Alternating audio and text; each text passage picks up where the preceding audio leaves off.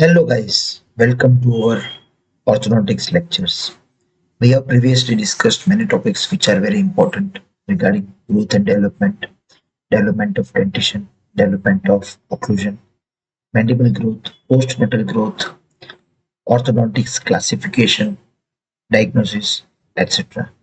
In today's lecture, we'll be discussing about biology of tooth movement. On behalf of AI Medical Dental Academy, we are Free Dental Guide introducing you before everything regarding dental knowledge. Regarding any exam, if you're having any difficulty, you can comment us. We will be going with helping you in theory as well as practical exam. We will start today's lecture. It's about biology of tooth movement. जब patient का दांत सीधा नहीं होता है, when the patient's teeth are not proper or not in occlusion, they come to orthodontist. An orthodontist have some treatment plan. So after this treatment plan, what happens is there will be some changes in the tooth and its supporting structures.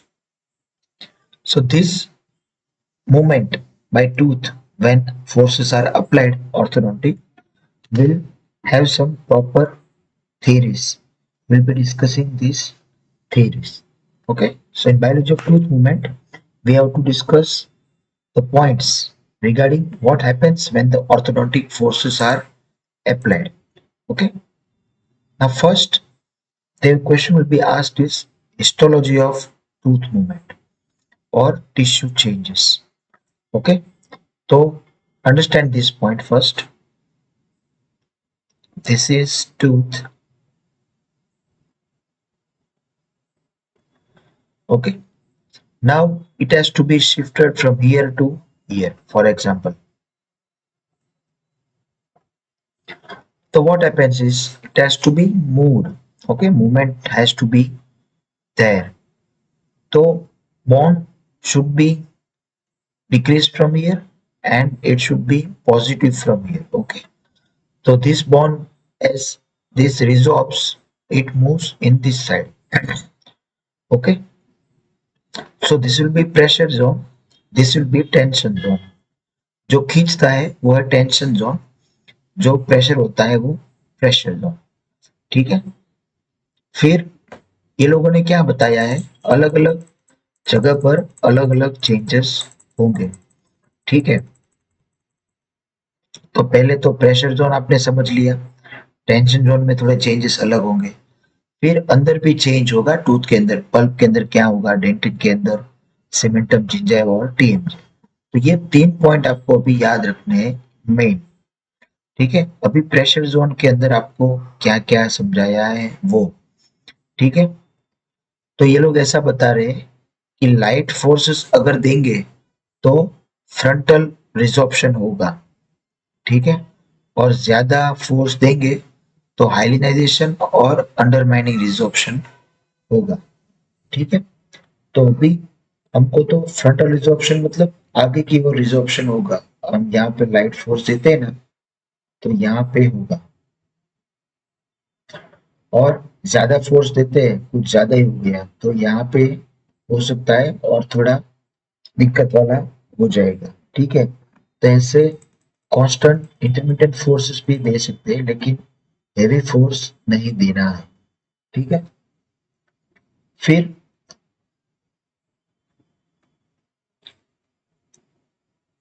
Frontal resorption side. ठीक है. जहां पे frontal resorption side होगी ना, वहां पे क्या होगा, रिजॉर्प्शन होगा. ठीक है. अब फ्रंटल रिजॉर्प्शन के बारे में लोग समझा रहे हैं. लाइट प्रेशर दिया तब जाके फ्रंटल रिजॉर्प्शन हो रहा है. अब क्या है फ्रंटल रिजॉर्प्शन. ठीक है. रिजॉर्प्शन ये है कि जब भी ऑर्थोडोंटिक टूथ मूवमेंट इनिशिएट होती है, स्टार्ट होती है, तब कौन से सेल एक्टिव हो जाएंगे, ऑस्टियोक्लास्ट. ठीक है. फिर ऑस्टियोक्लास्ट जो होगी ना, वो एडजेसेंट लेमिना ड्यूरा, ठीक है, टूथ के आजू बाजू जो लेयर होता है उसको निकाल देते हैं. इसको बोलते हैं फ्रंटल रिजॉर्प्शन. ठीक है. तो ये टूथ है, उसके यहाँ पे लेमिना ड्यूरा होगा.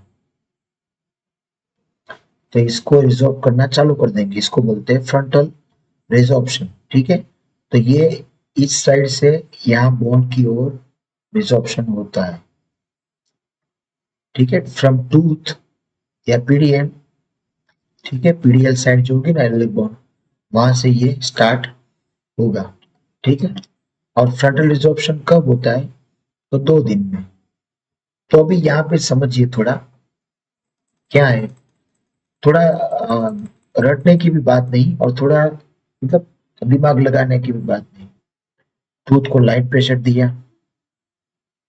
टूथ के आजू बाजू जो लेमिना ड्यूरा है, ठीक है, पहले लाइट प्रेशर दिया, उसका मतलब ऑर्थोडोंटिक टूथ मूवमेंट स्टार्ट हुई, ऑस्टियोक्लास्ट एक्टिवेट हुए, एडजेसेंट लेमिना ड्यूरा रिजॉर्व होना चालू हो गया, पीडीएल से चालू हुए, 2 दिन में चालू हुए, बस ये चीज आपको लिखनी है और कुछ ज्यादा नहीं लिखना। अब हाइलिनाइजेशन, ठीक है, वो क्या है वो आपको देखना है।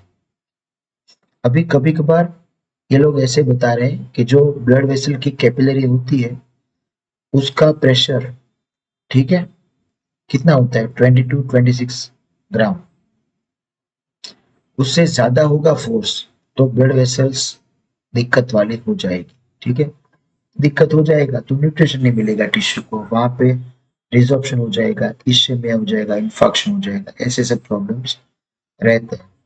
ठीक है, नाउ रिहाइलिनाइजेशन में क्या होगा, पीडीएल कंप्रेस हो जाएगी, ब्लड सप्लाई कट हो जाएगा, फिर ऑस्टियोक्लास्ट है ना वो इनएक्टिवेट हो जाएंगे। ठीक है, पहले क्या था, ऑस्टियोक्लास्ट एक्टिव थे तो वो रिजॉर्व कर रहे थे, लेकिन अभी ब्लड वेसल की सप्लाई बंद हो गई तो ऑस्टियोक्लास्ट को जो मिल रहा था न्यूट्रिशन वो बंद रहा, इसलिए वो क्या करेंगे, इनएक्टिव रह जाएंगे। ठीक है, तो इनएक्टिव रहने के कारण वो क्या रहेंगे, वो थोड़ा नेक्रोटिक एरिया तो रहेगा और पीडीएल कंप्रेस दिखेगा। तो जब आप लाइट माइक्रोस्कोप में देखोगे ना तो जो सेल्स होंगे ना वो इनएक्टिव होंगे, एक्टिव नहीं होंगे और रिजॉर्प्शन हो गया होगा, तो सेल्स बिना का एरिया होगा और वो हमको लगेगा हाइलिनाइज्ड है। हाइलिनाइज्ड मतलब थोड़ा पॉलिश्ड एरिया, और उस प्रोसेस को बोलते हैं हाइलिनाइजेशन। अब हाइलिनाइजेशन को समझने के लिए आपको क्या याद रखना है, जब भी ऑर्थोडोंटिक प्रेशर कैपिलरी प्रेशर से ज्यादा होता है तब ऑस्टियोक्लास्ट जो है ना उसको न्यूट्रिशन मिलता नहीं तो वो चले जाते हैं। तो कुछ एरिया ऐसे हो जाते हैं जहाँ पे रिजॉर्प्शन होता है लेकिन ऑस्टियोक्लास्ट नहीं दिखते, ऐसे एरिया को हम हाइलिनाइज्ड बोलते हैं और प्रोसेस को हाइलिनाइजेशन। ठीक है, तो हाइलिनाइजेशन एक रिवर्सिबल प्रोसेस है। ठीक है, हाइलिनाइजेशन का मतलब क्या है, वो टूथ को मूव नहीं करने देंगे। ठीक है, वो जगह रुककर बैठ जाएंगे, फ्रंटल रिजॉर्प्शन होगा तो मूव होगा, लेकिन हाइलिनाइजेशन होगा तो टूथ मूव नहीं होगा। ठीक है, फिर हाइलिनाइजेशन कितना हो सकता है, तो 1 से 2 वीक तक चलता है। ठीक है, और ये प्रोसेस को अंडरमाइनिंग रिजॉर्प्शन भी के साथ जोड़ सकते हैं। ठीक है, अंडरमाइनिंग रिजॉर्प्शन जो होता है उससे पहले हाइलिनाइजेशन हो जाएगा। अब हाइलिनाइजेशन के बाद अंडरमाइनिंग रिजॉर्प्शन, उसका मतलब क्या है कि वो इनडायरेक्ट रिजॉर्प्शन है। ठीक है, तो पहले हाइलिनाइजेशन होगा, उससे फ्रंटल रिजॉर्प्शन के चांसेस कम हो जाएंगे। ठीक है, फिर क्या होगा, जो सेल्स होंगे ना वो इन्वेड करेंगे, हाइलिनाइजेशन मतलब खाली जगह, उसके अंदर सेल्स कोई है नहीं पहले, फिर सेल्स आ जाएंगे पीडीएल से। ठीक है, फिर ऑस्टियोक्लास्ट भी आ जाएंगे और फिर ऑस्टियोक्लास्ट रिजॉर्व करने का चालू कर देगा, किसके साइड, हाइलिनाइज्ड पीडीएल के साइड और उसके नीचे, इसलिए उसको बोलते हैं अंडरमाइनिंग रिजॉर्प्शन। ठीक है, तो वो अंडरमाइनिंग रिजॉर्प्शन का मतलब कि वो पीडीएल जोन है जो हाइलिनाइज्ड, उसके बाजू में ही रिजॉर्व करना चालू करते हैं, और लेमिना ड्यूरा जो कि फ्रंटल रिजॉर्प्शन में रिजॉर्व होता है उसके नीचे ये होता है, इसलिए इसको बोलते हैं अंडरमाइनिंग रिजॉर्प्शन। ठीक है, तो अभी ये लोग ने थोड़ी स्टोरी जैसी बना दी है मैं आपको समझाता हूँ।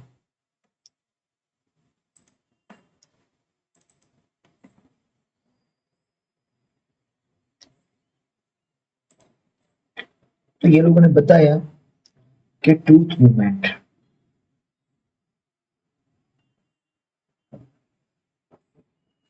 ठीक है, फिर वो रिजॉर्प्शन से होता है।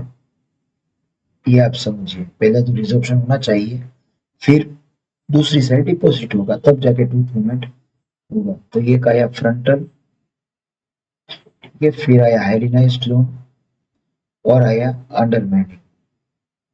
तो फ्रंटल का मतलब क्या है कि आप लाइट प्रेशर दोगे ना, ठीक है, तो लेमिना ड्यूरा, लाइट और एयर दोनों, लेमिना ड्यूरा वो रिजॉल्व होगा, ठीक है, और टूथ मूवमेंट होगा।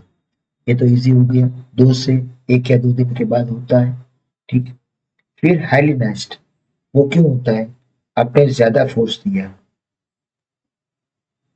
तो ब्लड सप्लाई बंद हो गई, फिर ऑस्टियोक्लास्ट जो थे वो मर गए, तो खाली जगह रह गई, उसको बोलते हैं हाइलिनाइज्ड एरिया।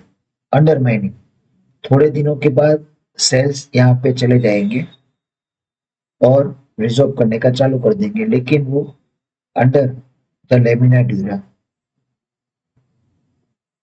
इसलिए उसको बोलते हैं, क्या बोलते हैं, अंडरमाइनिंग रिजॉर्प्शन, ठीक है। तो ये स्टोरी आपको एग्जाम में लिखनी है, ठीक है। अब जब रिजॉर्प्शन होता है ना, वो अंदर के भाग से चालू होता है, अंडरमाइनिंग, ठीक है। तो अंडरमाइनिंग और हाइलिनाइज्ड रिजॉर्प्शन जैसे करेंगे, उससे टूथ मूवमेंट में डिले होगा, ठीक है, और फ्रंटल रिजॉर्प्शन से थोड़ा ज्यादा होगा। बॉन्ड डिपॉजिट कितना रेट होता है? 15 माइक्रोमीटर पर डे, ठीक है। तो अभी tissue changes at pressure zone आपको मिल गया। प्रेशर जोन में क्या होता है? रिजॉर्प्शन होता है, और धीरे धीरे ये दिक्कत होगी। अब टेंशन जोन, टेंशन जोन में क्या आएगा? सेलुलर एक्टिविटी थोड़ी डिले हो जाएगी, ठीक है, धीरे धीरे काम करेंगे। 30 आवर्स आर रिक्वायर्ड, मैक्रोफेज ज्यादा होंगे, इन्फ्लेमेशन वाले भी सेल्स होंगे, ठीक है, और अनमिनरलाइज्ड मैट्रिक्स वहां पे पाया जाएगा, ठीक है, क्योंकि वहां पे नया बोन बन रहा है, और नया बोन बनेगा तो एक जाके ऑस्टियोइड बोन बनेगा, ठीक है, हमने पढ़ा था बोन का डेवलपमेंट, पहले कार्टिलेज बोन होता है, उसके ऊपर ग्रो होता है, ठीक है, इसको बोलते हैं एंडोकॉन्ड्रल। दूसरा आता है इंट्रामेम्ब्रेनस बोन फॉर्मेशन, ठीक है। तो ये थोड़े थोड़े बॉन्ड यहाँ पे मूव होने से पहले थोड़ा मैट्रिक्स बनेगा और नया बॉन्ड भी बनेगा, ठीक है। और बॉन्ड डिपॉजिट का रेट है 30 माइक्रोमीटर पर डे, ठीक है। तो tissue changes at pressure zone, tissue changes at tension zone, दोनों आपको याद होना चाहिए। अब ये थोड़ा इजीली आपको याद रहेगा, क्योंकि ये थोड़ी स्टोरी टाइप है, ठीक है। अब यही क्वेश्चन आया कि माइल्ड प्रेशर और हेवी प्रेशर में क्या क्या दिक्कत आएगा। तो आपको पता ही है, लाइट या माइल्ड प्रेशर में फ्रंटल वाला चेंज आएगा, रिजॉर्प्शन, और हेवी में पहले हाइलिनाइजेशन होगा, फिर अंडरमाइनिंग रिजॉर्प्शन होगा। तो बस यही आपको लिखना है, ठीक है, वो आप दो समझा दोगे तो भी आपको सही में पता चल जाएगा, ठीक है। और अगर आपको ये ज्यादा अच्छी तरह से लिखना है तो आप ये पीडीएफ थोड़ी पढ़ लेना, उस तरह से आपको याद रह जाएगा, ठीक है। फिर आता है undermining resorption, once again the same question, ठीक है। ज्यादा फोर्स दिया, ब्लड वेसल बंद हो गई, ऑस्टियोक्लास्ट चले गए, हाइलिनाइजेशन हुआ, हाइलिनाइजेशन के नीचे सेल्स फिर आने लगे, फिर वहां पे रिजॉर्प्शन चालू कर दिया, वो बिलो द लेमिना ड्यूरा है, उसको बोलते हैं अंडरमाइनिंग रिजॉर्प्शन, ठीक है। वो सैंड्स टेल ने दिया है, ठीक है, एक्सट्रीम फोर्सेस, हाइलिनाइजेशन, इन्वेडेड, जो भी मैंने स्टोरी बताई वही स्टोरी आपको पूरी की पूरी लिखनी है। फिर आता है फ्रंटल रिजॉर्प्शन, ठीक है।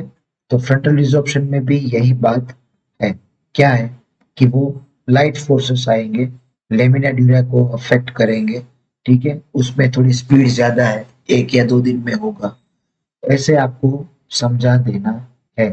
और जहां भी आपको रिजॉल्यूशन में पूछा जाए तो प्रेशर साइड और टेंशन साइड ऐसे दोनों को अलग अलग समझाना है। बाकी अंदर क्या लिखोगे वो आपको तो पता होगा, उनको पता नहीं चलेगा, वो देखने वाले ही नहीं है। ठीक है। प्रेशर साइड में पीडीएल में क्या होगा, पीडीएल में क्या होगा, ब्लड सप्लाई, ऑस्टियोक्लास्ट, ऐसे सारे अलग अलग सेंटेंस लिखवाने हैं। नेक्स्ट आता है piezoelectric theories of tooth movement. ठीक है। क्या है पाइजो इलेक्ट्रिक? ठीक है। तो फरार साइंटिस्ट ने इन 1876 फर्स्ट नोटेड डिफॉर्मेशन और bending of the intercepted annular walls. ठीक है। यहां तक कोई डाउट हो तो मुझे कमेंट करके बताइए। ठीक है।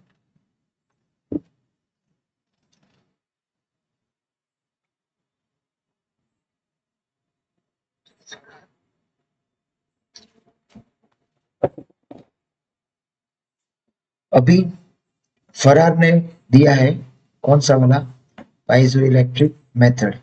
ठीक है। उन्होंने देखा कि जो एल्वेलर वॉल है, एल्वेलर वॉल किसको बोलते हैं, ये टूथ है। तो यहाँ पे जिसके अंदर टूथ होगा ये दोनों को एल्वुलस बोलते हैं, एल्वुलर बोन। और टूथ के बाजू में जो साइड है ये वाली, इसको बोलते हैं एल्वुलर वॉल। ठीक है।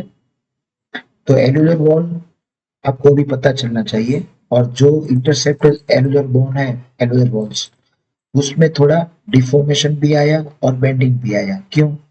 जब ऑर्थोडोंटिक टूथ मूवमेंट करता है, ठीक है, तब जाके इंटरसेप्टर एल्वुलर वॉल में थोड़ा बेंडिंग आया, थोड़ा चेंज आया। ठीक है। बस वो सेंटेंस अभी याद होना चाहिए, बाकी भी सब आपको थोड़ी स्टोरी ही समझानी है। पाइजो इलेक्ट्रिसिटी क्या है? जो इलेक्ट्रोफेनिक फेनोमेनन है, थोड़े क्रिस्टलाइन मटेरियल ना, वो थोड़े डिफॉर्मेशन हो जाएंगे। ठीक है। तो क्या होगा, एक थोड़ा इलेक्ट्रिक करंट आएगा जब बॉन्ड मैकेनिकली डिफॉर्म होगा तब। तो ये थोड़ा क्या कुछ ना कुछ कनेक्ट कर दिया कि बॉन्ड थोड़ा मूव होगा तो इलेक्ट्रिक करंट जैसा इफेक्ट आएगा। ठीक है। तो ये क्या है, सब थ्योरीज अलग अलग होती है, सही भी होती है नहीं भी होती है, लेकिन पाइजो इलेक्ट्रिक पूछा जाए तो आपको यही लिखना है। अब कोलेजन के अंदर क्या क्या चेंज आएंगे वो लिखना है। तो कोलेजन जो है ना, वो क्रिस्टलाइन स्टेट में होते हैं और पाइजो इलेक्ट्रिक का सोर्स है। हाइड्रोक्सीडेट क्या होता है, वो भी क्रिस्टलाइन है और वो भी इलेक्ट्रिसिटी प्रोड्यूस करते हैं। तो ये सब इलेक्ट्रिसिटी प्रोड्यूस करेंगे और थोड़ा हमको लगेगा कि इलेक्ट्रिसिटी भी प्रोड्यूस हो रही है जब टूथ मूव हो रहा है। बाकी सब आपको ये दिमाग में लगाना है कि इलेक्ट्रिसिटी कैसे प्रोड्यूस होगी, ये सब आपको लिख देना है। ठीक है। और ये क्वेश्चन का मेन सेंटेंस, जब टूथ पर आप फोर्स देते हो तब जो एल्वेलर होता है बोन, एल्वेलर बोन वो थोड़ा बेंड होता है। इलेक्ट्रिसिटी के कारण आप बोल सकते हो कि थोड़ा नेगेटिव चार्ज होगा, फिर बॉन्ड डिपॉजिट होगा, जहाँ पॉजिटिव चार्ज होगा वहां बॉन्ड रिजॉर्प्शन होगा। तो ये स्टोरी बना देनी है। ठीक है। अब नेक्स्ट आया optimal orthodontic force and describe in detail biologic changes in response to light and heavy. तो लाइट में तो आपको पता ही है क्या होगा, फ्रंटल वाला होगा। हेवी में क्या होगा, आयोनाइजेशन और अंडरमाइनिंग रिजॉर्प्शन। ठीक है। अभी ऑप्टिमल में भी आपको बताना है कि ठीक तरह से पेशेंट को क्या होगा, जो टूथ मूवमेंट होगा ना वो ठीक तरह से होगा। ठीक है। जो उनको चाहिए ना वो, हम जो फोर्स देते हैं और जो टूथ मूवमेंट चाहिए वो होती है, वो फोर्स को बोलते हैं ऑप्टिमम ऑर्थोडोंटिक फोर्स। फिर हाइलिनाइजेशन, ये तो अभी समझाने की जरूरत नहीं है। फोर्स बढ़ा, ब्लड वेसल्स थोड़े बंद हो गए, न्यूट्रिशन बंद हो गया, इशेमिया हो गया, सेल्स मर गए, ऑस्टियोक्लास्ट मामा के घर चले गए, फिर वहां पे एक जगह खाली हो गई, माइक्रोस्कोप में देखा तो अच्छी तरह से जगह है। ये सब लिखना है, घुमा फिरा के यही चीज आएगी। अब प्रेशर टेंशन थ्योरी क्या है, प्रेशर टेंशन थ्योरी। तो टूथ की एक साइड प्रेशर आएगा, एक साइड टेंशन आएगा। ठीक है, यही आपको समझाना है। प्रेशर टेंशन थ्योरी श्वार्ट्ज ने दिया है 1932।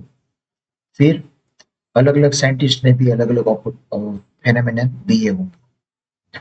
अब ये लोग बता रहे हैं कि जब आप ऑर्थोमेटिक फोर्स दोगे तब दो प्रेशर बनेंगे, एरिया ऑफ प्रेशर और एरिया ऑफ टेंशन। ठीक है, तो एरियाज जो टेंशन में कौन कौन से रहेंगे ये बता रहे हैं कि जो area of periodontium in the direction of tooth movement are under pressure. ठीक है, तो ये टूथ है, उसके आजू बाजू जो पेरिडोनशियम होती है यहाँ पे, वो प्रेशर में रहेंगे। ठीक है, और दूर जो रहेंगे पेरिडोनशियम से ऑपोजिट, ठीक है, उसको हम बोलेंगे टेंशन।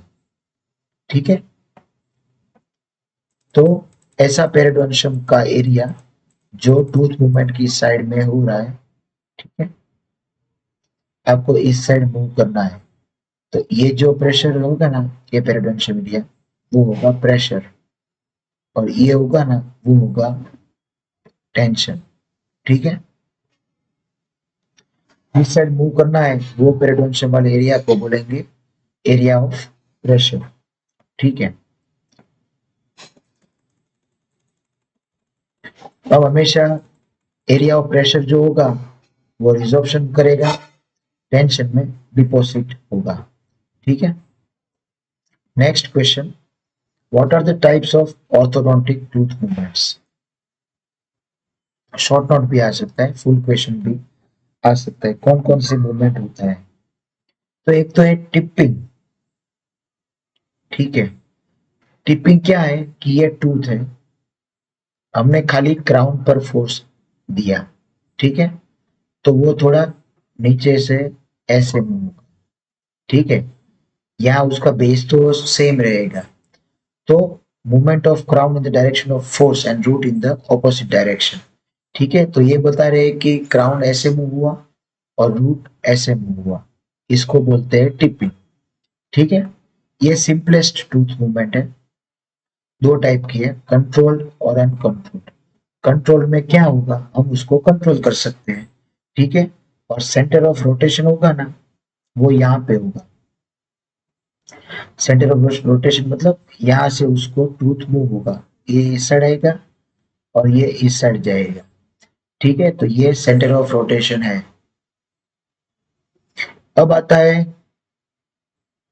Uncontrolled tipping. ठीक है, तो सेंटर ऑफ रोटेशन है ना, वो ऐसी जगह पे होगा जहां पे टूथ हिलेगा नहीं। ठीक है, वो मैक्सिमम रेजिस्टेंस होगा, सेंटर ऑफ रेजिस्टेंस, टूथ को मूवमेंट जो अटकाता है उसको बोलते हैं सेंटर ऑफ रेजिस्टेंस। ठीक है, तो क्राउन एक डायरेक्शन मूव होगा और रूट अलग डायरेक्शन में मूव होगा। अब आता है दूसरा पॉइंट टिपिंग के बाद, बॉडीली मूवमेंट। इसमें पूरा बॉडी मूव होगा, ये है, तो ये यहाँ से शिफ्ट होकर पूरे का पूरा वही का वही शेप में चेंज हो जाएगा।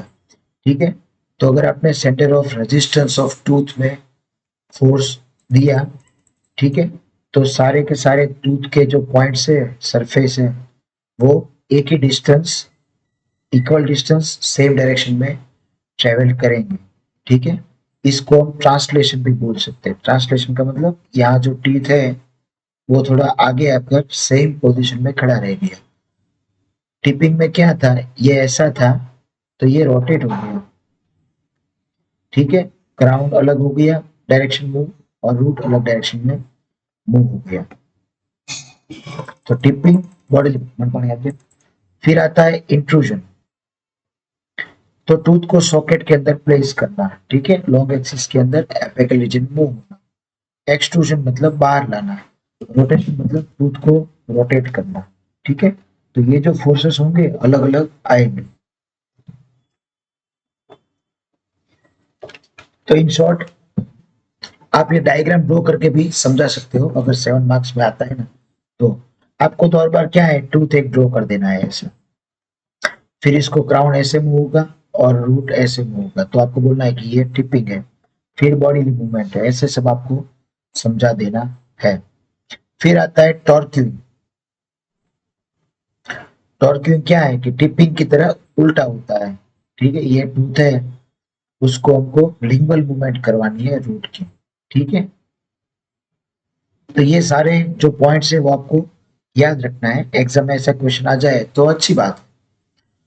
फिर अपराइटिंग, टूथ को सीधा कर देना है, थोड़ा टेढ़ा है उसको सीधा कर देना है। ठीक है,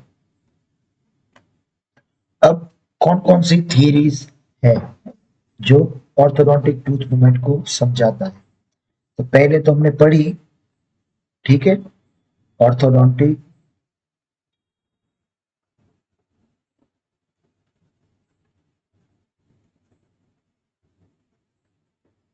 टूथ मूवमेंट की सारी थीरीज। तो पहले तो प्रेशर टेंशन थ्योरी आएगी, ये भी आपको आपको समझा दिया। ठीक है, जिस साइड मूव होगा क्या, टूथ, ठीक है, ये टूथ है, इस साइड मूव हो रहा है, तो ये एरिया को हम बोलेंगे प्रेशर वाला, और यहाँ पे टेंशन वाला। यहाँ पे रिजॉर्व होगा, यहाँ पे डिपोजिट होगा।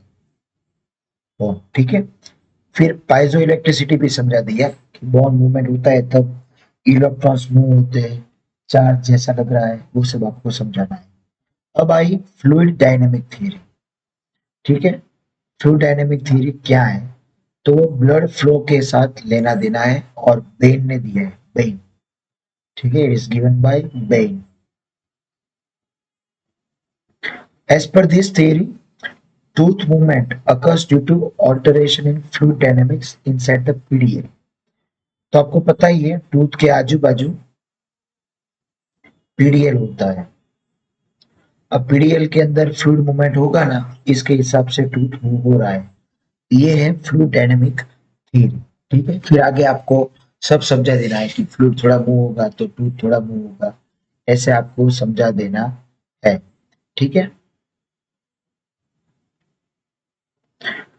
फिर आता है characteristic feature of orthodontic force और डिस्क्राइब द डिलीटेरियस इफेक्ट। पहले तो ये लोग बता रहे हैं कि ऑर्थोडोंटिक फोर्स के अंदर क्या क्या होना चाहिए, हमको क्या क्या फीचर्स होने चाहिए जो हमको ऑर्थोडोंटिक फोर्स की तरह काम आ सके। और दूसरा है कि डिलीटेरियस इफेक्ट, अगर ऑर्थोडोंटिक फोर्स हम दे रहे हैं तो क्या क्या नुकसानी हो सकती। अभी आपको तो ये याद करने की भी जरूरत नहीं, फोर्स अच्छा होना चाहिए, टूथ मूवमेंट अच्छी तरह से होनी चाहिए, पेशेंट को दिक्कत नहीं होनी चाहिए, अच्छी तरह से मूव होना चाहिए, जिंजाइवा को इंजरी नहीं, पल्प को इंजरी नहीं, बहुत सारी चीज आप लिख सकते हो। ठीक है, अब हिस्टोलॉजी के अंदर वाइटलिटी मेंटेन होनी चाहिए, सेल्स अच्छे होने चाहिए, अच्छा रिजॉर्प्शन होना चाहिए, अच्छा डिपोजिशन होना चाहिए, टूथ अच्छी तरह से मूव होना चाहिए। ठीक है, अब डिलीटेरियस इफेक्ट, क्या क्या नुकसानकारक फोर्सेस से होता है। बोल सकते हो कि पीडीएल को इंजरी, जितने भी टिश्यूज है टूथ के उसको इंजरी, सीमेंटम को इंजरी, पीडीएल को इंजरी, एल्वियोल बोन को इंजरी, ट्रॉमा हो सकता है, खाने में दिक्कत, दो टाइप के रूट रिजॉर्प्शन भी हो सकते हैं। हमको बोन का रिजॉर्प्शन चाहिए टूथ को मूव करने के लिए, लेकिन टूथ ऐसा अगर ज्यादा फोर्स दे दिया है तो कभी कभार जो टूथ का रूट है उसका भी रिजॉर्प्शन हो सकता है, वो है लोकलाइज्ड, और दूसरा है जनरलाइज्ड। ठीक है, तो आप बहुत सारी चीज इसमें लिख सकते हो। फिर various types of tooth movement, optimum force और मैकेनिज्म ऑफ टूथ मूवमेंट, तो ये तीनों आपको भी पता चल गया क्या क्या लिखना है। Various type of tooth movement कौन कौन सी आएगी? Tipping, bodily movement, intrusion, extrusion, torque, rotation, ये सब। फिर what do you understand by optimum force? Optimum force वो है कि जो हम फोर्स दे और टूथ मूव हो जाए, कम फोर्स होगा तो टूथ मूव नहीं होगा। तो इसलिए इन शॉर्ट, जो फोर्स से टूथ मूव होता है उस फोर्स को हम बोलेंगे orthodontic, optimum orthodontic force. Mechanism of tooth movement वो भी आपको समझा दिया, दो टाइप के प्रेशर आएंगे। ठीक है, प्रेशर जोन और ये रिजॉर्प्शन जोन। ठीक है, फिर continuous, interrupted and intermittent orthodontic force. फिर प्रेशर टेंशन थ्योरी समझानी है, तो वो तो आपको भी आ ही गई होगी। जिस साइड मूव होगा वो प्रेशर, इस साइड टेंशन। तो ये आपको ये समझाना है, फिर उसकी हिस्टोलॉजी भी समझानी है। ठीक है, सारे पॉइंट्स आपको समझाने हैं। अब यहाँ पे थोड़े वन लाइनर क्वेश्चन है। कंटिन्यूअस ऑर्थोडोंटिक फोर्स क्या है कि फोर्स मेंटेन रहेगा। इंटरप्टेड क्या है, ठीक है, एक विजिट और दो विजिट के बीच में अभी फोर्स देंगे आप तो धीरे धीरे वो जीरो हो जाएगा। ठीक है, और इसमें मेंटेन रहेगा ऑप्टिमम में। ठीक है, कंटिन्यूअस में। और इंटरमिटेंट, इंटरमिटेंट में क्या है, sudden drop of force to zero, पहले बढ़ गया फिर पेशेंट ने वो अप्लायंस निकाल दिया तो जीरो हो गया। तो तीन तीन टाइप के फोर्स है, कंटिन्यूअस, इंटरप्टेड और इंटरमिटेंट। अब प्रेशर टेंशन थ्योरी आपको पता ही है सब, क्या अभी समझाना है, डिपॉजिट, रिजॉर्प्शन, ये वाला। उसमें आप थोड़ा डीप में भी समझा सकते हो कि पहला मैसेंजर आता है प्रोस्टाग्लैंडिन, ठीक है, फिर दूसरा आता है हार्मोन्स आता है, बहुत सारी चीजें आप इसमें लिख सकते हो। ठीक है, कैसे वो रिजॉर्प्शन होता है, कैसे डिपोजिशन होता है, ऐसे। अब थियरीज ऑफ टूथ मूवमेंट समझाइए और हिस्टोलॉजी समझाइए। तो थियरीज में pressure tension theory, fluid dynamic और आइसोइलेक्ट्रिक थियरी बाय फरार। ठीक है, साइंटिस्ट का भी नाम लिखना है। वन लाइनर में कभी कभार ऐसे क्वेश्चन आ सकते हैं। अब short answer on orthodontic and orthopaedic force. तो ऑर्थोडोंटिक में लिखना है कि टूथ मूव होगा, रीमॉडलिंग करेंगे। ठीक है, कैसे मूव होता है, रीमॉडल होता है, एडेप्टिव चेंजेस होता है, ऐसे होता है। और फोर्स हमारा स्लो होता है, 20 टू 150 ग्राम पर टूथ फोर्स होता है। ऑर्थोपेडिक में क्या है, हायर मैग्नीट्यूड का फोर्स चाहिए, स्केलेटल इफेक्ट में चाहिए, 300 से ज्यादा ग्राम फोर्स होता है। ठीक है, बस ये आपको डिफरेंस समझा देना है। ठीक है, तो ये जो क्वेश्चन है ना बायोलॉजी का टू ऑफ टूथ मूवमेंट, वो थोड़ा इजी क्वेश्चन है, आप ये भी कर लो। इसमें से कभी कभार शॉर्ट नोट आ जाएगा, फुल क्वेश्चन भी आ सकता है। ठीक है, अभी हमारे जो नेक्स्ट क्वेश्चन है थोड़ा मैं डिस्कस कर लेता हूँ।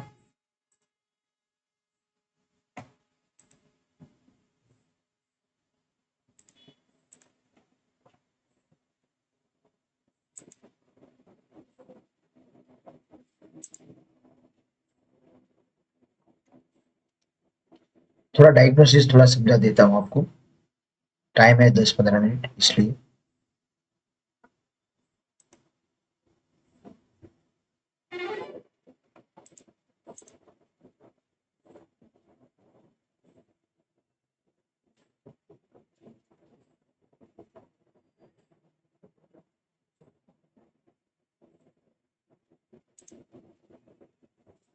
तो आपकी स्क्रीन पर जो दिख रहा है, ठीक है, अभी वो ध्यान से समझना। मैं मार्कर से नहीं लिख सकता इसमें, खाली वो पीपीटी आएगी। तो पहले तो डायग्नोसिस में क्या क्या आता है, ठीक है। तो पहले इंटरव्यू लेना है, ठीक है, शायद स्क्रीन पर ठीक दिख रहा है, छोटा कर देते हैं।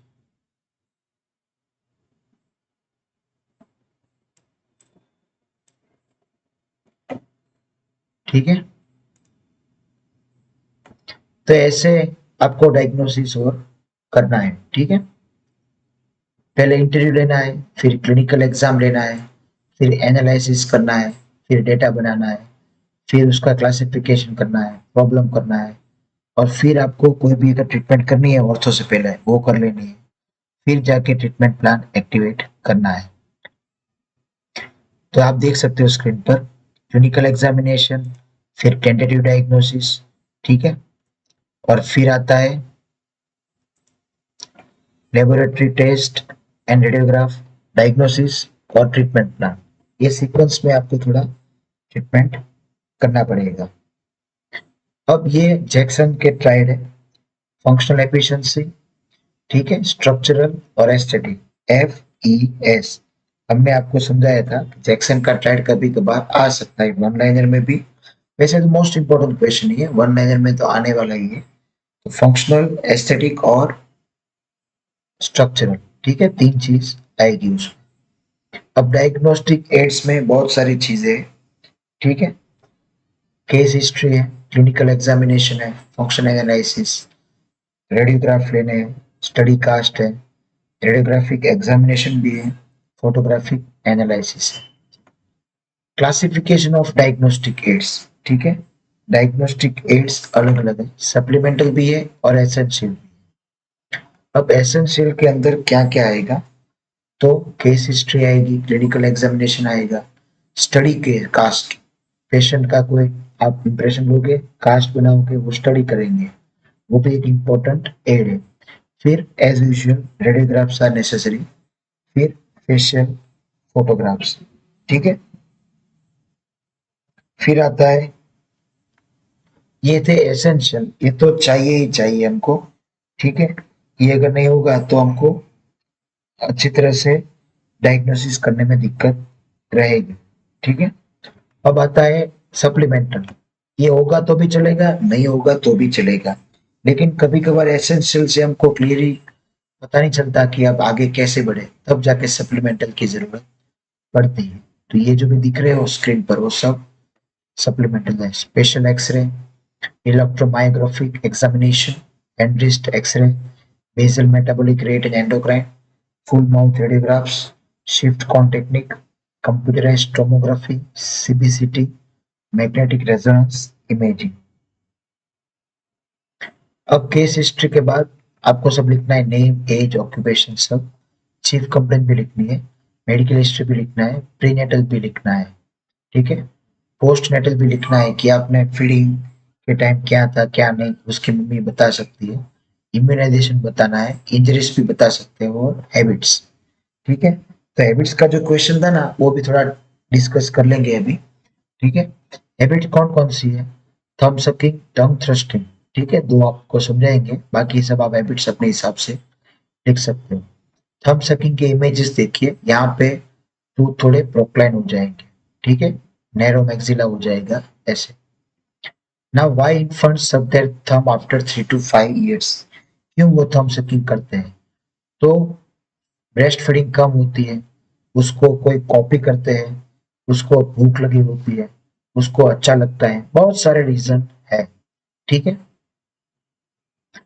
फिर आपको बाहर से उसको कैसे एग्जामिन करना है थंब सकिंग के पेशेंट को, ठीक है। तो थंब सकिंग वाले पेशेंट को आपको देखना है कि digits in acute thumb sucker कैसे होगी, रेड होगी, क्लीन होगी या चैप्ड होगी। और क्रॉनिक में टीथ के ऊपर डिजिट मतलब फिंगर, फिंगर के ऊपर थोड़ा फाइब्रस कैलस हो जाएगा, ठीक है। और अपर लिप जो होगा ना वो थोड़ा कम मूव होगा, हाइपोटोनिक मतलब उसका टोन, उसका मूवमेंट थोड़ी कम हो गई होगी। अब मैक्सिला में क्या क्या आएगा, तो प्रोक्लाइनेशन देखने को मिलेगा, क्लिनिकल क्राउन लेंस देखने को मिलेगी, ठीक है, उसकी लेंथ बढ़ जाएगी।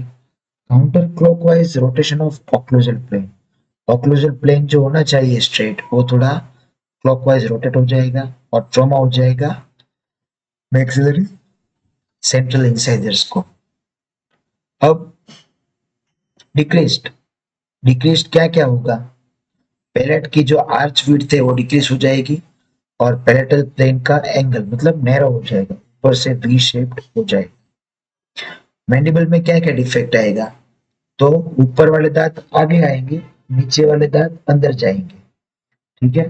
फिर इंक्रीज्ड मैंडिबुलर इंटरमोलर डिस्टेंस, तो पीछे की ओर जो मोलर और मोलर का डिस्टेंस होता है तो इंटरमोलर वो बढ़ जाएगा। फिर increased digital position of B point, ठीक है, बी पॉइंट आएंगे अभी सिफेलोमेट्रिक्स में, A point, B point, incisal point, ये सब। अब इंटर आर्च रिलेशनशिप, अपर और लोअर के रिलेशनशिप में क्या क्या चेंजेस आएंगे थंब सकिंग से, तो मैक्सिलरी और मैंडिबुलर इंसाइजल एंगल कम हो जाएंगे, ओवरजेट बढ़ जाएगा। ओवरजेट का मतलब क्या है, अपर और लोअर के बीच में जो डिस्टेंस है साइड वाला, उसको बोलते हैं ओवरजेट। ओवरबाइट का मतलब क्या है, ऊपर वाले दांत नीचे के दांत को कितना कवर करेंगे, उसको ओवरलैप कितना करेंगे, उसको बोलते हैं ओवरबाइट। तो ओवरजेट बढ़ने से क्या होगा, आगे के दांत ऊपर जो होंगे और नीचे के उसमें डिस्टेंस ज्यादा बढ़ जाएगा, ठीक है। और हाइट के बारे में बात करेंगे ना तो कम हो जाएगी, डिक्रीज्ड ओवरबाइट। ऊपर के दांत बहुत ही कम तरीके से नीचे को कवर करेंगे। पोस्टीरियर क्रॉस बाइट का मतलब क्या है कि नीचे की जो आर्च है मैंडिबल वो मैक्सिला से बाहर होनी चाहिए। नॉर्मली क्या होता है, मैक्सिला बाहर होता है, मैंडिबल अंदर होता है। ठीक है, ऐसे आपको याद रखना है। टंग थ्रस्टिंग, टंग थ्रस्टिंग से क्या होता है, पेशेंट को एबनॉर्मल टंग पोस्चर होता है जब पेशेंट स्वेलो करता है ना तब। ठीक है, जब बच्चे में स्वेलो करते हैं ना ऐसे वो टूथ को प्रेस करके करेंगे। अब सिंपल भी हो सकता है, कॉम्प्लेक्स भी हो सकता है। क्लिनिकल फीचर में क्या क्या आएगा, एंटीरियर और पोस्टीरियर ओपन बाइट। ठीक है, उसका मतलब क्या है, ऊपर के दांत और नीचे के दांत आगे से खुले रहेंगे इसलिए बोलेंगे ओपन। बाइट है ना वो ओपन है। फिर प्रोक्लाइंड हो जाएंगे मैक्सिलरी एंटीरियर्स और आगे की दांत में थोड़ी स्पेसिंग हो जाएगी क्योंकि जो टंग है ना वो थ्रस्ट करती है, टूथ को पुश करती है आगे की ओर, आगे की ओर बोन इतना कवर नहीं कर सकता है, तो फिर जाके टूथ के बीच स्पेस आ जाएगी। ठीक है, लिप सकिंग और लिप बाइटिंग हैबिट, उसमें भी यही चीज है। लिप सकिंग से जो आगे के दांत है वो थोड़े बाहर आ जाएंगे। ठीक है, यही आपको लिखना है। फिर माउथ ब्रीथिंग, पेशेंट क्या है, नेजल जो होता है ना एडिनोइड्स और पीछे इतना क्लोज हो जाता है तो पेशेंट को माउथ से ब्रीथ करने की आदत है। ठीक है, वो कभी कभार फिजियोलॉजिक भी होता है और एनाटॉमिक भी होता है। एनाटॉमिक में क्या होता है, जो रेस्पिरेटरी ट्रैक्ट है वो क्लियर नहीं। ठीक है, और फिजियोलॉजी क्या है कि वो पेशेंट को हैबिट हो चुकी है। ठीक है, तो माउथ ब्रीदिंग में क्या क्या देखने को मिलेगा, adenoid faces, long narrow face, narrow Naz, वो सब एडिनोइड फेसेस बोलते हैं। ठीक है, नोज भी ऊपर थोड़ा टर्न हो जाएगा, ओपन बाइट दिखेगी, एक्सेसिव इरप्शन ऑफ पोस्टीरियर्स दिखेंगे। ये सब चेंजेस माउथ ब्रीदिंग हैबिट में आएगा। ठीक है, इलोंगेटेड फेस होगा और थोड़े आगे की ओर मुंह खुला रहेगा। ठीक है, तो ये आपको याद रखना है। अब आता है फैमिली हिस्ट्री। ठीक है, तो फैमिली हिस्ट्री में आपको पूछना है कि किसी को क्लेफ्ट लिप एंड पैलेट था, फिर कैसा ओक्लूजन था, पेरेंट्स को क्या था। ठीक है, ये आपको इवेलुएट करना है। फिर हाइट वेट भी इवेलुएट करना है। अब क्लिनिकल एग्जामिनेशन के अंदर क्या क्या आएगा, उसमें general examination, extra oral, functional और इंट्राओरल एग्जामिनेशंस आएंगे। तो जनरल एग्जामिनेशन के अंदर आपको देखना है बिल्ड, पेशेंट कैसा है, मोटा है, पतला है, छोटा है, ऐसा देखना है। पोस्चर, तो पेशेंट का पोस्चर ठीक है कि नहीं वो आपको देखना है। फिर गेट, तो पेशेंट कैसे दिखता है, अच्छा वाला खराब दिख रहा है, तो आपके स्क्रीन पर देख सकते हो अलग अलग टाइप के फोटोज है, एक्टोमॉर्फ, मिजोमॉर्फ और एंडोमॉर्फ। ये थोड़े शेल्डर ने क्लासिफिकेशन दिया है गेट बताने के लिए। फिर आता है एक्स्ट्रा ओरल एग्जामिनेशन। ठीक है, तो आपको हेड के शेप से आपको पता होना चाहिए। डोलिकोसेफेलिक होगा तो उसमें स्कल ज्यादा होगा, आपके स्क्रीन पर देख रहे हो आप भी, जो स्कल ज्यादा बड़ा होगा तो बोलते हैं डोलिकोसेफेलिक। एवरेज स्कल को मिजोसेफेलिक और ब्रेकिसेफेलिक मतलब ब्रॉड स्कल। ठीक है, ये ऐसे आपको डायग्राम ड्रॉ करके समझा देना है स्कल के हिसाब से क्लासिफिकेशन। फिर फेशियल इंडेक्स भी आता है, उसमें मॉर्फोलॉजिकल फेशियल हाइट और बायजाइकोमेटिक विड्थ वो डिवाइड कर देना है। उसमें ये आएगा अगर वो डायमेंशन, ठीक है क्या, फेशियल इंडेक्स का डायमेंशन 84 टू 87.9 आया तो बोलेंगे मीजोप्रोस्कोपिक। फिर ब्रैकीफेशियल मतलब यूरिप्रोसोपिक, लेप्टोप्रोसोपिक मतलब 88 टू 92% और 93 से ज्यादा हुआ तो हाइपर लेप्टोप्रोसोपिक। ये 92 84 कैसे मिलेगा, तो आपको morphological facial height upon bizygomatic width करना है। ठीक है, तो ये फेशियल इंडेक्स दिया है मार्टिन और सेलर ने। अब फेशियल सिमेट्री, कभी कभार एक साइड पेशेंट का फेस अच्छा होता है, दूसरी साइड थोड़ा एसिमेट्री होता है। ठीक है, तो आप देख सकते हो कभी कभार पेशेंट को ट्रॉमा की तरह से भी एसिमेट्री हो सकती है। फिर हॉरिजॉन्टल फेशियल सिमेट्री में रूल ऑफ फिफ्थ, आपको 5 लाइंस ड्रॉ करनी है और वो देखना है कि सब पैरेलल है कि नहीं। ठीक है, तो 5 लाइंस आपको ड्रॉ कर देना है। फिर वर्टिकल प्रोपोर्शन ऑफ फेस, तो अपर फेस, मिडिल फेस और लोअर फेस, ऐसे 3 पार्ट को डिवाइड करना है और वो तीनों इक्वल होने चाहिए। एक दूसरे से अगर कम में हुए तो थोड़े एसिमेट्री नहीं रहेगी।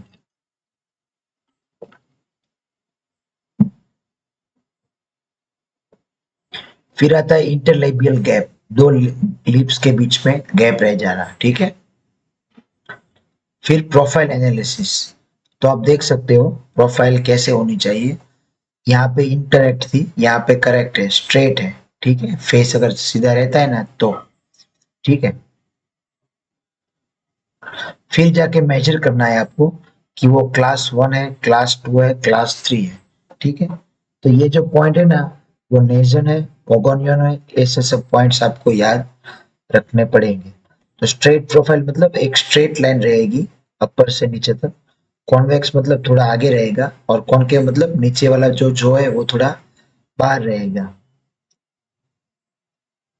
डाइवर्जेंस, उसमें आएगा आगे का जो फेस है, ठीक है, लोअर फेस का फोरहेड से रिलेशन, मतलब ऊपर का जो फोरहेड है और लोअर फेस का रिलेशन, वो 3 टाइप में डिवाइड होता है। पोस्टीरियर डाइवर्जेंट, आप देख सकते हो, स्ट्रेट मतलब ऑर्थोग्नेथिक, और एंटीरियर, नीचे का जो फेस होगा थर्ड मैंडिबल वाला पार्ट, वो बाहर होगा फोरहेड से। ठीक है। फिर आता है मैंडिबुलर प्लेन एंगल। ठीक है, तो मैंडिबुलर प्लेन एंगल क्या है, आप देख लो, फ्रैंकफर्ट का जो प्लेन है उससे और नीचे मैंडिबल का प्लेन, उससे आपको एंगल बनाना है। तो एक वर्टिकल ग्रोथ मतलब ज्यादा बड़ा होता है एंगल तो वर्टिकल ग्रोथ होगी, और कम होगा तो वो हॉरिजॉन्टल ग्रोथ वाला पेशेंट है। ठीक है, और दोनों प्लेन जो होंगे ना वो ऑक्सीपिटल रीजन में मीट होंगे। ठीक है। अब लिप्स को एग्जामिन करना है, कॉम्पिटेंट और इनकॉम्पिटेंट। ठीक है, कॉम्पिटेंट मतलब एक दूसरे का साथ जुड़ सकते हैं, इनकॉम्पिटेंट मतलब वो जुड़ेंगे ही नहीं कभी कभार, और पोटेंशियली इनकॉम्पिटेंट मतलब अगर पेशेंट वो ट्राई करेगा तो वो जुड़ जाएगा। ठीक है। अब आता है कॉर्कोस। ठीक है, positive lip step, slightly negative और नेगेटिव लिप स्टेप। ठीक है, कॉर्कोस ने दिया है ये क्लासिफिकेशन। अब नेजोलेबियल एंगल, ठीक है, नाक का जो लेवल है प्लेन, और लिप का, नोज और लिप, उसके बीच में आपको एंगल मेजर करना है। तो नॉर्मल 90 टू 100 होना चाहिए। ठीक है, अगर वो उससे ज्यादा होता है तो वो नेजोलेबियल एंगल थोड़ा बढ़ेगा, ऑप्टिस एंगल हो जाएगा, तो थोड़ी फेस को एबनॉर्मल लगेगा। ठीक है। फिर मेंटोलेबियल सल्कस, ठीक है, तो नीचे के जो दांत है उसके बारे में ये बात कर रहे हैं, नॉर्मल, शैलो और डीप। ठीक है।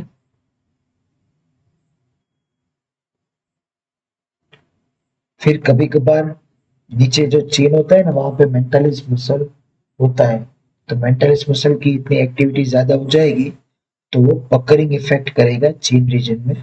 ठीक है, तो उसको बोलते हैं हम गोल्फ बॉल अपीयरेंस। ठीक है।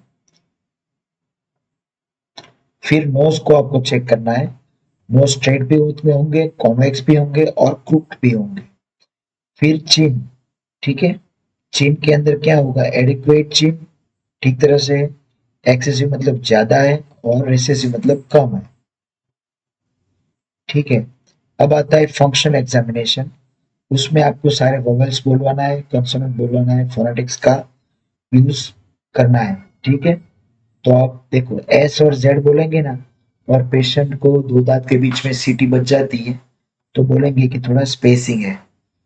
टी और डी, ठीक है, अगर बोलने में दिक्कत है तो हम देखेंगे कि ऑक्लूजन ठीक से बराबर है नहीं। एफ और वी, तो आपको बताया था मैंने, नीचे का जो लिप है वो ऊपर के टीथ के साथ ऑक्लूड करता है एफ और वी बोलने में। अगर एफ और वी बोलने में दिक्कत हुई तो उसका ये मतलब हुआ कि नीचे वाले जो टीथ है ना वो बहुत आगे है, क्लास 3 ऑक्लूजन है। तो नीचे का लिप ऑब्वियसली आगे होगा तो वो ऊपर के टीथ के साथ कांटेक्ट नहीं करेंगे, तो एफ और बी आवाज ठीक से नहीं आएगी। तो ऐसे अलग अलग वर्ड्स, अलग अलग फोनेटिक्स से आपको पता चल जाएगा कि प्रॉब्लम क्या है। फिर ब्रीदिंग, आपको देखना है कि पेशेंट लिप से ब्रीथ कर रहा है या माउथ से। मिरर टेस्ट, ठीक है, आपको बटरफ्लाई से भी टेस्ट करना पड़ेगा कि पेशेंट, देखो, अगर मिरर टेस्ट में क्या आएगा, आप मिरर रखोगे और पेशेंट थोड़ा ब्रीथ करेगा, थोड़ा फॉग जैसा लग जाएगा। बटरफ्लाई में टेस्ट में क्या आएगा, नोज के नीचे कॉटन जैसा बटरफ्लाई बनाकर रख देना है। अगर नाक से श्वास ले रहा है तो वो कॉटन मूव हो जाएगा। वाटर टेस्ट भी आता है, अलग अलग टेस्ट आएगा, ठीक है। फिर टंग का क्लासिफिकेशन है, वो है रिट्रैक्टेड, ठीक है, फिर प्रोट्रैक्टेड और अलग अलग टाइप से उसके, ठीक है। फिर वर्टिकल प्लेन, ठीक है, तो आप नीचे देख लो, ये ट्रू ओवर बाइट है, ठीक है, डीप है, नीचे के दांत जरा से भी दिखेंगे नहीं, डीप बाइट है और ओवर बाइट है, ठीक है।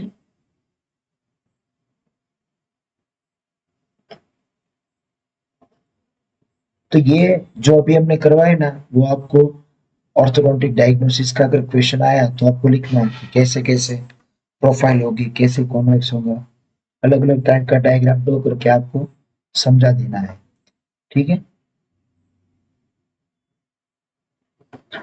तो गाइस, अभी तक जो आपने पढ़ा वो थोड़ा इम्पोर्टेंट टाइप ही है। हमने आज दो टॉपिक पढ़ा दिए, एक तो ऑर्थोडोंटिक डायग्नोसिस भी पढ़ा दिया और दूसरा ये भी पढ़ा दिया कि आपको बायोलॉजी ऑफ टूथ मूवमेंट में क्या क्या लिखना है, क्या क्या नहीं लिखना है, ठीक है। हमारी जो वेबसाइट है उसकी लिंक यहाँ दी गई है, आप वेबसाइट पर जाके रजिस्ट्रेशन कर सकते हो। सारी टेस्ट सीरीज भी अवेलेबल है, स्टडी मटेरियल भी अवेलेबल है, डेंटल की सारा जो स्टडी मटेरियल वो हमने रख दिया है वहाँ पे। कोई भी स्टेट की पब्लिक सर्विस कमीशन एग्जाम हो उसके लिए प्रिपरेशन कर रहे हो तो आपको ये बहुत काम की चीज़ है। आप टेस्ट की मॉक टेस्ट अनलिमिटेड टाइम्स दे सकते हो, अनलिमिटेड अटेम्प्ट्स दे सकते हो। So guys, please like and subscribe our channel. Please share to all your friends and colleagues because it is free of cost. We don't have any copyright. You can also place this video in your lecture if you want. Guys, if you are not pressed the bell icon, please press the bell icon so that you can receive the upcoming notifications at the earliest. Thanks for watching us. Have a nice time. Bye bye.